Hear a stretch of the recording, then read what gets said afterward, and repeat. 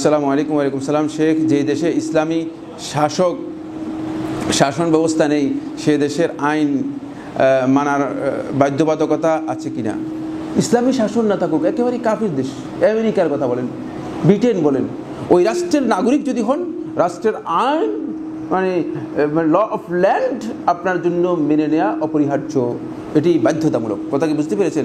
নাহলে আপনি রাস্তায় যদি যান, গাড়িগুলো সবগুলো চলতেছে কোন দিকে? বাম দিকে, আর আপনি ডান দিকে গাড়ি চালায় চলে আসলেন, আপনার অবস্থাটা কী হবে?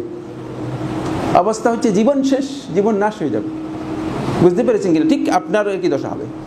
কোনো দেশের বসবাসকারী ব্যক্তি ওই দেশের, সেটা কাফির দেশ হোক, ওই দেশের আইন মানতে সে বাধ্য। ওই দেশের টাকা আপনাকে গ্রহণ করতে হবে।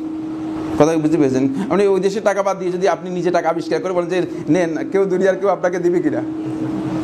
বলে এই পাগল, জেলখানায় নিয়ে যাও, পাগলা গারদে নিয়ে যাও। কথা বুঝতে পেরেছেন? এখানে আইন অবশ্যই মানতে হবে, কিন্তু যদি ইসলামের কোনো নির্দেশনার সরাসরি বিপরীত কোনো বিষয় বিধান আপনাকে বাধ্য করে, তাহলে আপনি সেটি মানতে বাধ্য নন। কথা বুঝতে পেরেছেন? কিন্তু ল অফ ল্যান্ডের মধ্যে ইসলামের নির্দেশনার বাইরে কোনো কিছুই নেই, কোনো কিছুই নেই। হতে পারে জুডিশিয়াল যে সমস্ত ল রয়েছে সেগুলোর মধ্যে দুই একটা মাসআলার মধ্যে দুই একটা বিষয় বিতর্ক রয়েছে। মানে আপনি ট্রাফিক আইনের মধ্যে ইসলামের বিরোধী কী পাবেন? কিছুই নেই, একটা শব্দও নেই। ট্রাফিক আইনের মধ্যে ইসলামের বিরোধী কিছুই নেই।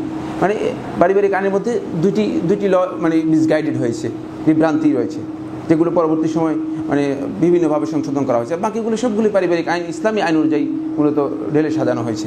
সুতরাং মানে আপনি যেখানে ইসলামী আইন নেই সেখানেও কিন্তু আপনাকে ওই বিধান, কিন্তু আপনাকে যদি বাধ্য করা হয় ইসলামের বিপক্ষে কোনো বিধান মানার জন্য, তাহলে সেটা মানতে আপনি কি নন? বাধ্য নন। সেটা মানতে আপনি বাধ্য নন, খেয়াল রাখবেন। বিশেষ করে ব্যবসায়িক ক্ষেত্রে আপনি উল্লেখ করেছেন, ব্যবসায়িক ক্ষেত্রে আপনি সুদ মানতে বাধ্য নন। না, আপনাকে যদি বলা হয় যে সুদ, আপনি অবশ্যই কী করতে হবে? সুদ মানতে হবে না। আমি সুদ মানতে বাধ্য নই। আমি সুদ মানে আপনি সুদি কারবার না করে আপনি চলতে পারবেন, কোনো অসুবিধা নেই। সুদি কারবার থেকে নিজেকে মানে পরিপূর্ণরূপে মুক্ত রেখে আপনি চলতে কোনো অসুবিধা নেই। এক্ষেত্রে হয়তো একটা মাসালা আপনার মানে সেটা, যেমন ব্যবসা হালাল কিন্তু দেশের প্রচলিত নিয়মে বৈধ নয়। না, দেশের প্রচলিত ব্যবসা বৈধ নয় কে বলছে? যদি সেখানে কোনো অবৈধ কাজ থাকে, ওই অবৈধ কাজটুকু অবৈধ, কিন্তু ব্যবসা আসল কি? ব্যবসার আসলটা হচ্ছে কি? হালাল, কোনো সন্দেহ নেই। ব্যবসা অবৈধ হবে কেন? ব্যবসা কখনো কিয়ামত পর্যন্ত অবৈধ হবে না। কিন্তু যদি ব্যবসার মধ্যে আপনি মিথ্যা বলেন, তাহলে এটা অবৈধ হয়ে যাবে। আপনার ওই কাজটা অবৈধ হয়ে যাবে, মিথ্যা বলাটা অবৈধ হয়ে যাবে। কিন্তু ব্যবসা হালাল, এটা কিয়ামত পর্যন্ত হালাল থেকে যাবে।